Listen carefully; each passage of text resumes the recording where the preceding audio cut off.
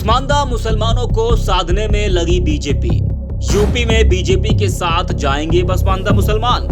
PM Modi के चहेते पसमानदा मुसलमान। योगी के राज्य में पसमानदा किसके साथ?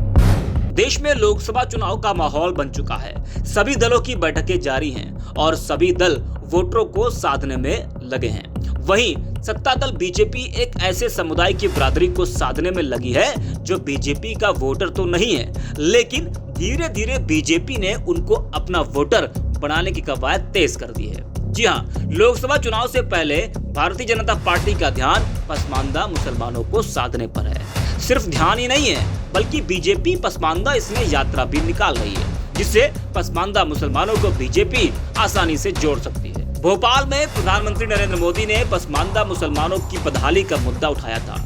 पीएम मोदी के बयान के बाद पसमानदा को साथ लाने के लिए एक्टिव हुई बीजेपी पसमानदा इसने यात्रा निकालने का ऐलान कर चुकी है।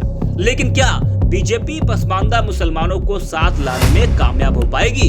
ये एक बड़ा सवाल है, और खासकर उस राज्य में जहां के मुख्यमंत्री की छवि एक कट्टर हिंदू के रूप में है। पीएम मोदी पसमानदा मुसलमानों तक पहुंचने के लिए कार्यकर्ताओं से अपील कर रहे हैं, लेकिन उनका मिशन यूपी में कितना काम करेगा, ये एक बड़ा सवाल है।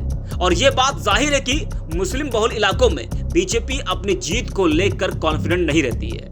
इसलिए पसमानदा मुसलमानों को जोड़कर अगले लोकसभा चुनाव से पहले बीजेपी अपनी इस कमजोरी को दूर कर लेना चाहती है। लेकिन सवाल है कैसे, खासकर उत्तर प्रदेश में। अगर यूपी की बात की जाए तो मुख्यमंत्री योगी आदित्यनाथ बीजेपी के सबसे लोकप्रिय और फायर ब्रांड नेताओं में से एक है। वह आज भी बीजेपी की पुरानी पिच पर ही बैटिंग करते दिख जाते हैं। हिंदुओं से जुड़े मसलों पर अपना रुख रखने में वह 1 इंच भी पीछे नहीं हटते।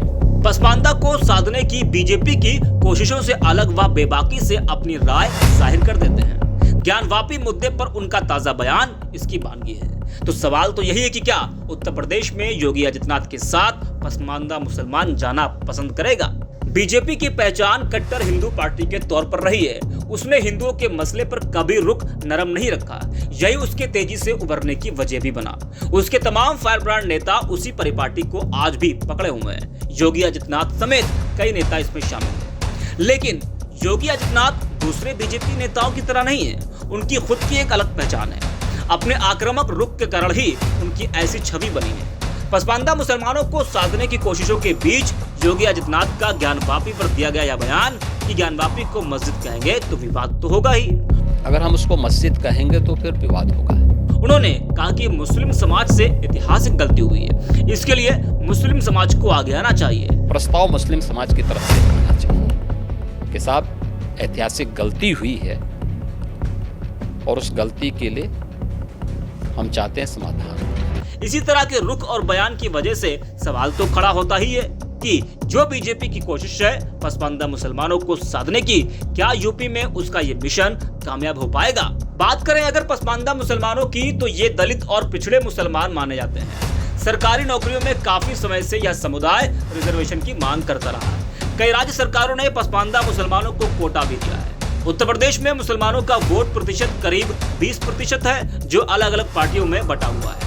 मुस्लिमों में सबसे ज्यादा करीब 80% आबादी पसमानदा मुसलमानों की ही है। तो बीजेपी के लिए यूपी में कितना आसान होगा पसमानदा मुसलमानों को साधने का मिशन?